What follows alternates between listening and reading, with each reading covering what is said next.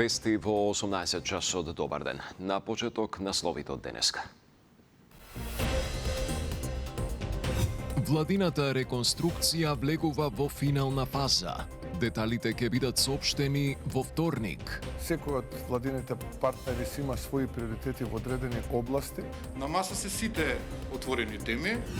По македонските реакции, Бугарија конечно покрена внатрешна истрага за протечената дипломатска нота, поврзана со семејството на премиерот Мицкоски. Муцунски дециден.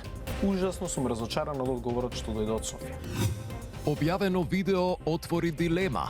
Дали е чиста среќа што волците во Скопската зоолошка градина не избегале од живеалиштата додека таму имало и посетители? Како можеме ние утре да гарантираме дека некои од граѓаните или децата нема да бидат жртви? Аларм од народниот правобранител. Пациенти со тешки кривични дела лесно бегаат од болницата Демир Хисар и ги малтретираат вработените. Стручниот тим се соочува со сериозни тешкоти.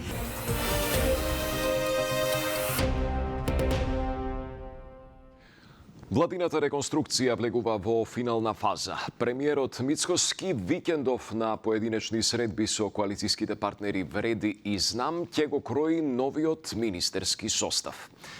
Клучната дилема е дали во вторник ќе се објави промена на 1/3 од кабинетот или пак во собранието ќе се гласа за комплетно нова влада поради обемните кадровски ротации. Детали од Андријана Лазова-Божиновска. Владината реконструкција влегува во завршна фаза. Викендов на поединечни средби со Вреди и со Знам. Премиерот Мицкоски ќе ја дефинира распределбата на владините ресори, а потоа на партиските тела ќе се стават и кадровските решенија за министерските позиции.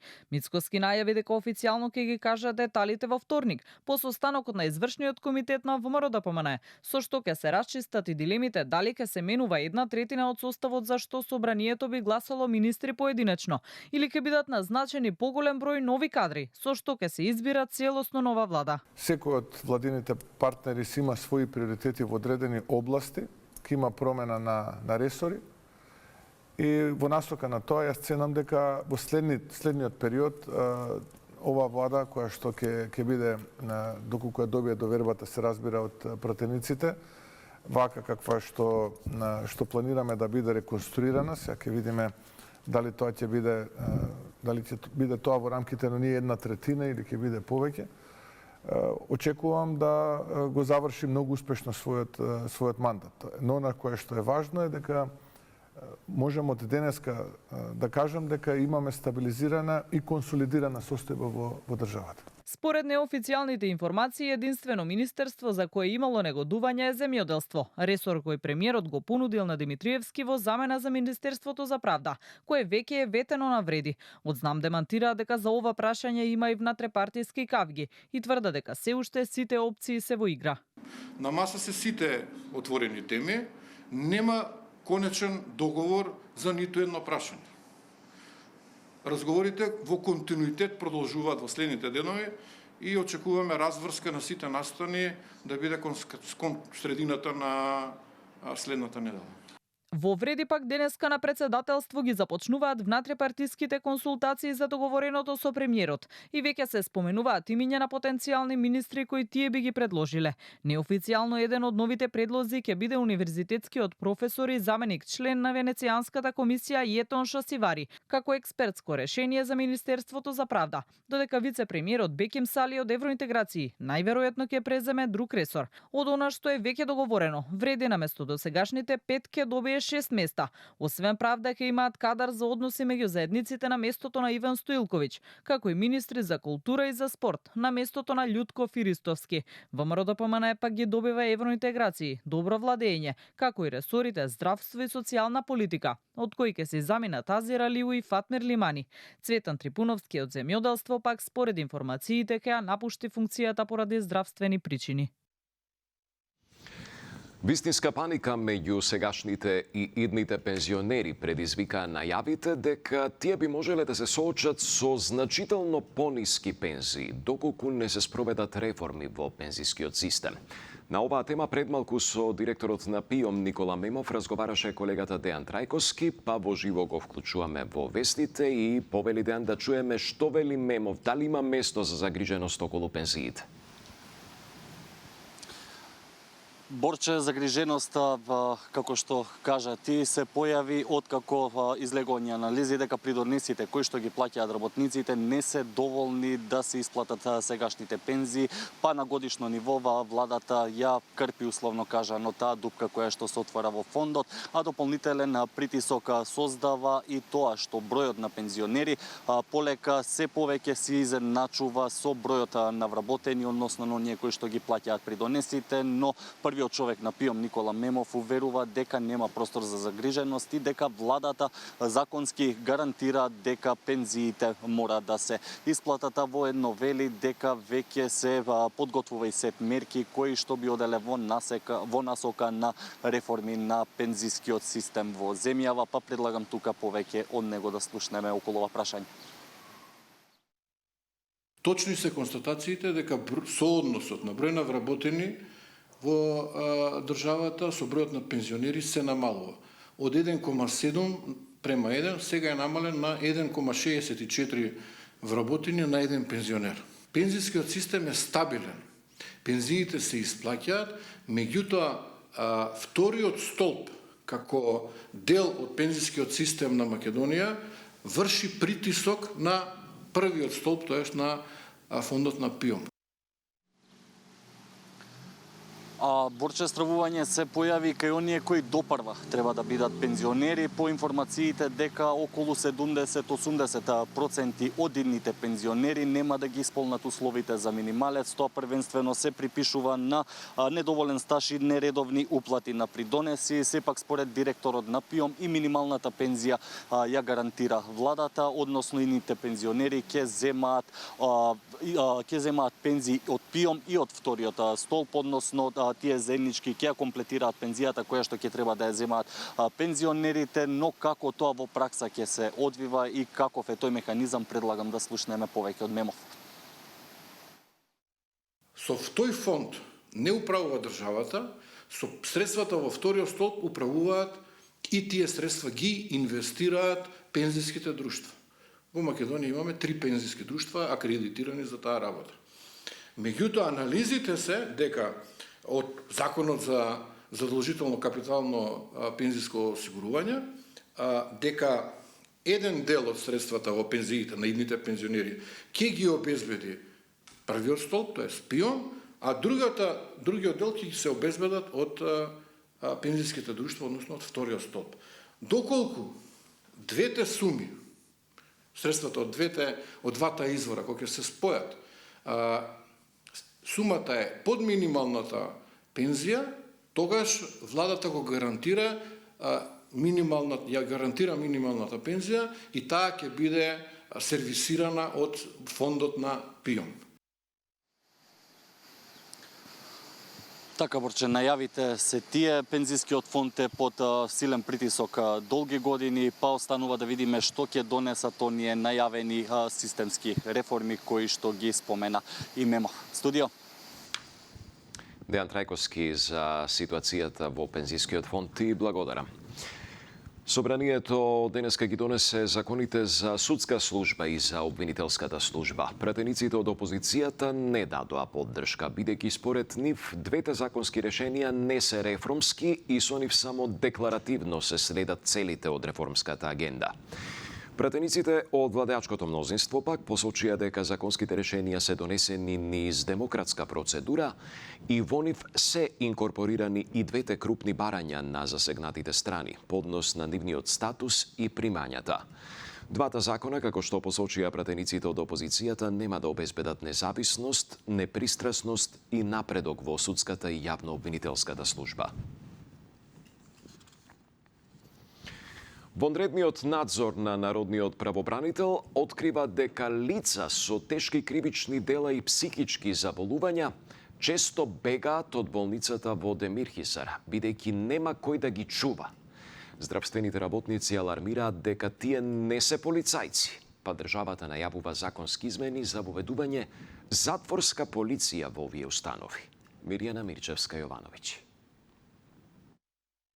Проблемот со обезбедувањата на лицата со психички заболувања кои се сместени во судските оделенија во психијатриските болници се најдои во извештаите на Народниот правобранител, во делот на местата за лишување од слобода, полициските станици, казнено-поправните домови и психијатриските установи.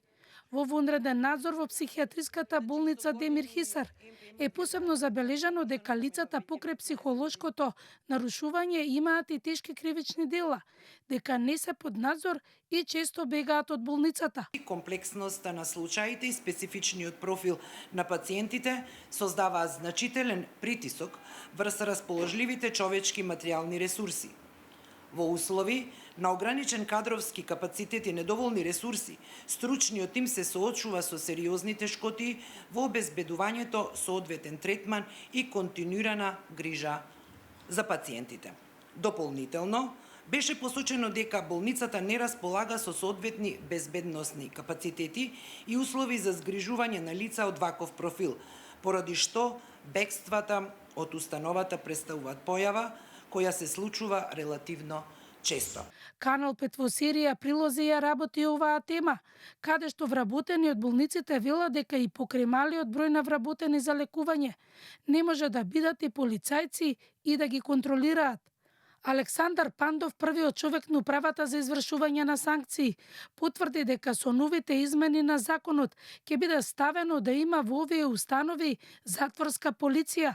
Исто од канцеларијата на Народниот правобранител објаснија дека има и пренатрупаност во затворите и многу често притворите и оние кои се во затвор се заедно. Проблемот со пренатрупаноста реновирано е 8-то крило во установата, каде што се сместуваат од 4 до 6 осудени лица во соба. На овој начин, делумно е намален притисокот врз останатите крила во објектот, така наречен зграда, каде што се сместени осудени лица со затворен третман.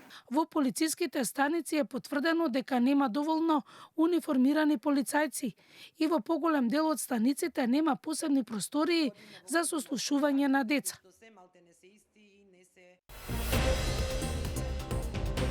Дарувањето органи во Македонија влегува во нова фаза. Се менува законот за трансплантација, поголем број донори и побрзи процедури за спас на животи. Полесно е ние да одлучиме за нашето тело.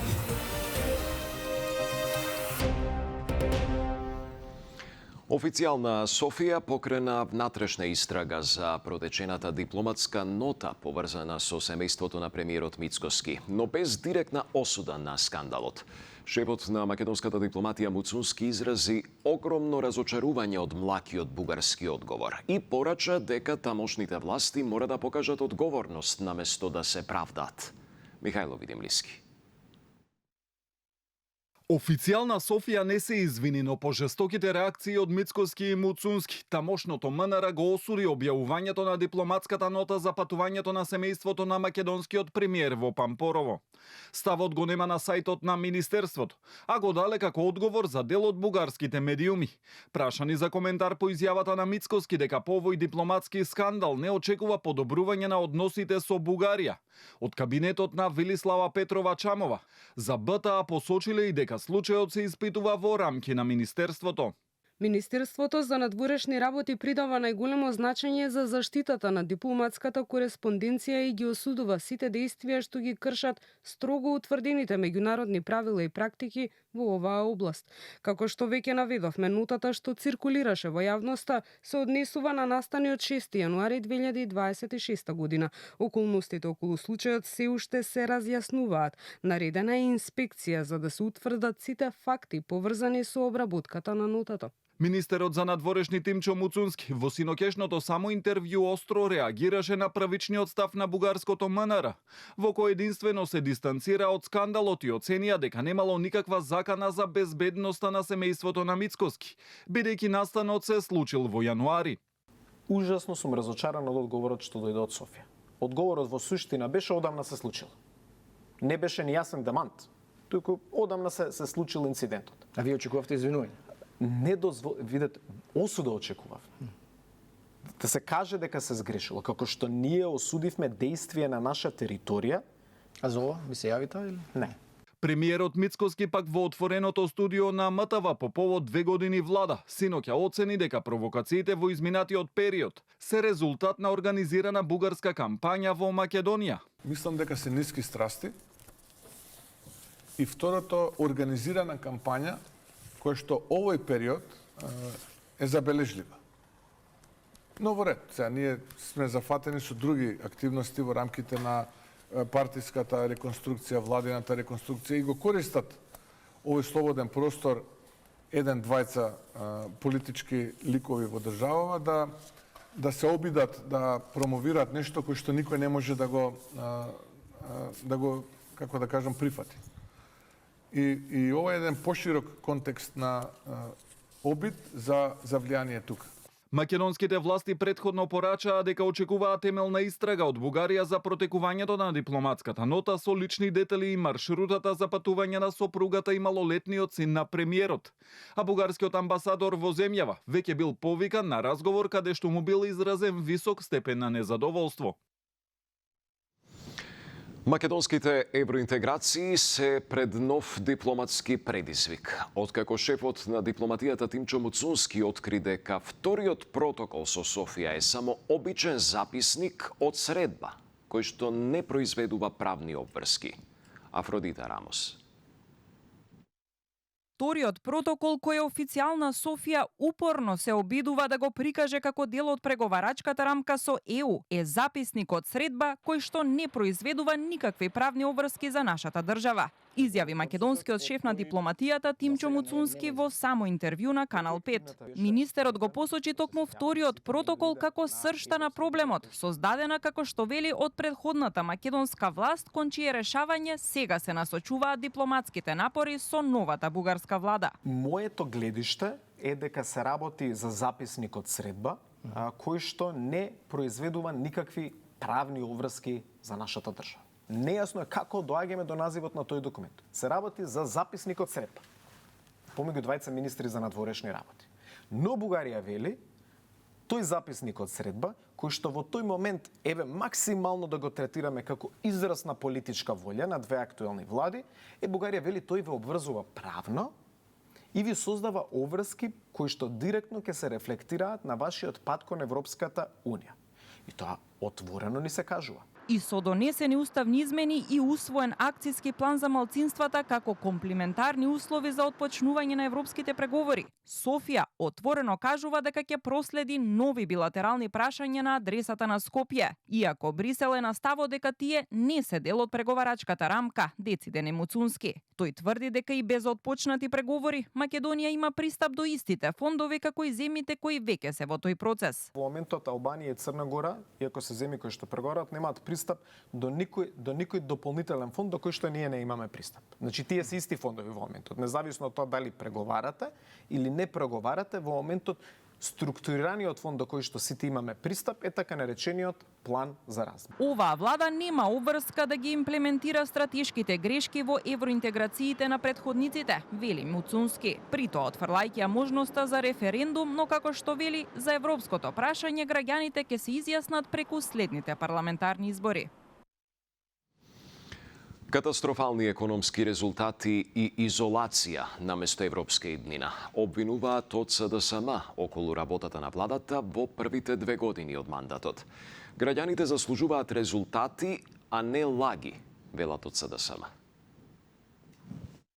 Наместо сериозни теми, граѓаните секојдневно слушаат за Харис Џиновиќ и Дубај.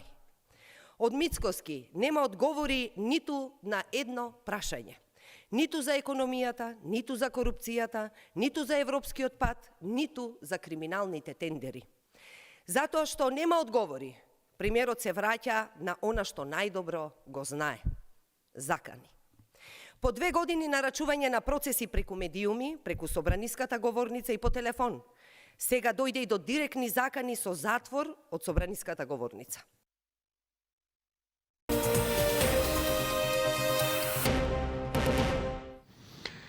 Колку биле безбедни живеалиштата на волците и дали доколку побегнеле во време кога имало посетители, можело да се случи некоја трагедија. Овие прашања се отвораат по инцидентот викендот во Скопската зоолошка, откако неколку волци излегле надвор од своите кафези и изедоа неколку кенгури и ему птици. Од Анима Мунди денеска објавија видео на кое што се гледаат безбедносните импровизации на кафезите. Маја Стојановска. Молкот зоолошката градина. И еден ден откако беше објавена скандалозната информација дека волци успеале да излезат од живеалиштата и да тргнат во неколку часовен крвав пир, усмртувајќи неколку кенгури и ему птици. Директорката Катерина Костова не одговара ниту на телефонските повици, ниту на пораките, па останува нејасно што точно се случило. Само неколку часа биле доволни. Бегството на белите волци да резултира со неколку угинати животни овде во зоолошката градина. Па тука се поставува прашањето колку се безбедни и самите посетители, доколку диво животно може лесно да избега од своето живеалиште. Од Сдруженијето за заштита на животните Анима Мунди бараат темелна истрага за тоа како дошло до самото бегство, но и одговорност за усмртувањето на животните. Според Сдруженијето, безбедноста не смее да се темели на импровизација и среќа, туку на соодветна заштита и редовен надзор. Како можеме ние утре да гарантираме дека некои од граѓаните или децата нема да бидат жртви на побегнати волци?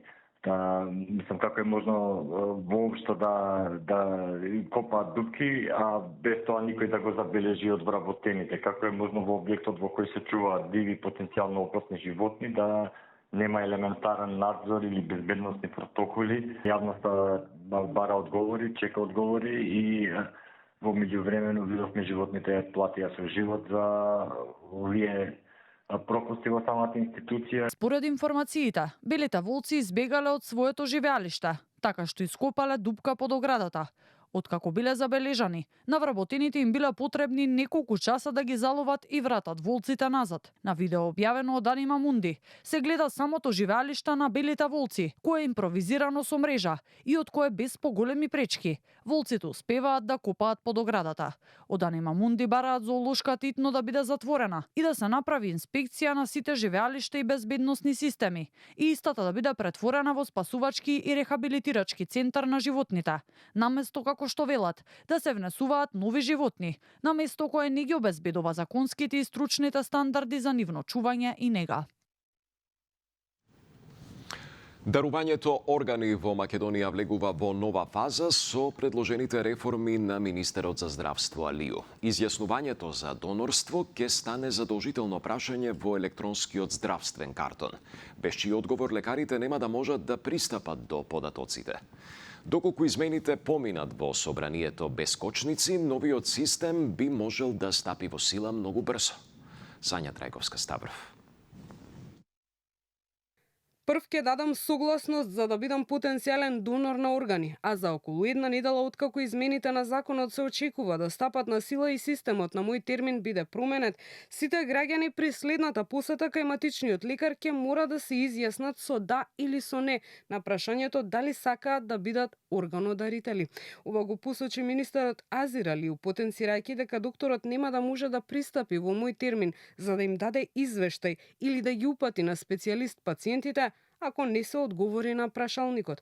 Понатаму, за олеснување на процедурите во случај на клиничка смрт при отворање на компјутерот, само со еден клик специјалистите и координаторите за трансплантација веднаш ќе знаат дали додека бил жив граѓанинот се изјаснил неговите органи да бидат донирани на друг човек. И од аспект на вера тоа е многу позитивно и се препорачува да може органот да се донира. Многу полесно е ние да одлучиме за нашето тело, отколку нашето семејство во таков момент кој што е стресен за нив. Во моментот кога системот ќе биде интерактивно поврзан со мој термин, јас ќе бидам првиот кој што ќе се произнесам за да може да бидам потенцијален донор на органи. Со следните чекори процесот ќе се дигитализира и за трансплантација на орган нема повеќе да има бирократски процедури и да се чека на потпис и печат од министер, а трансплантацијата е само една од областите во здравството во која институциите од сега ќе можат да конкурираат за европски средства. Откако Македонија се приклучи кон програмата EU for Health или ЕУ за здравјето, која располага со буџет од околу 4,4 милиарди евра. Најголемата вредност на EU for Health програмата не е само во парите, туку во стандардите, во знаењето, европските мрежи и можноста нашето здравство да учествува во заеднички европски здравствени процеси. Во однос на реконструкцијата на 6 операциони сали на клинички, кои и по 2,5 месеци откако се најави нивното отварање се уште не се во функција, али утврди дека нема пропусти при градењето, туку во тек е верификација на салите кои ќе имаат гаранција долга 100 години и најави дека во нив пациенти ќе се оперираат од наредниот месец. Дебатата на сите актуелни теми продолжува во Само вистина, денеска меѓу Маријан Ѓорчев и Иван Анастасовски. Јана Јосиповска е ваш домаќин. Пријатна вечер.